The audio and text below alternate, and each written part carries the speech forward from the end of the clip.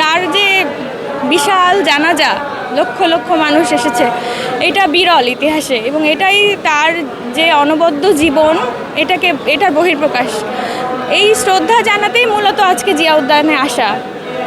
তার প্রতি আল্লাহ তার রুহের মাগফিরাত করুক, তাকে জান্নাতুল ফেরদৌস দান করুক, এই শুভকামনা দোয়া করি। শুধু টেলিভিশনের পর্দায় দেখা হয়েছে।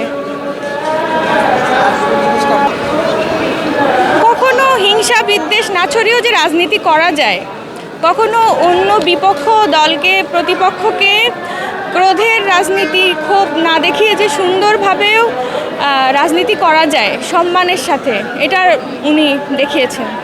এবং এই কারণেই বিভিন্ন ধর্ম, মত, রাজনৈতিক মতাদর্শী থাকতে পারে, কিন্তু তাকে মানুষ শ্রদ্ধা করে।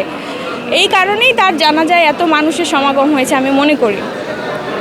উনি অন্যরকম একজন নারী ছিলেন, আপসহীন নেত্রী ছিলেন, এটাই আমার কাছে মনে হয়েছে।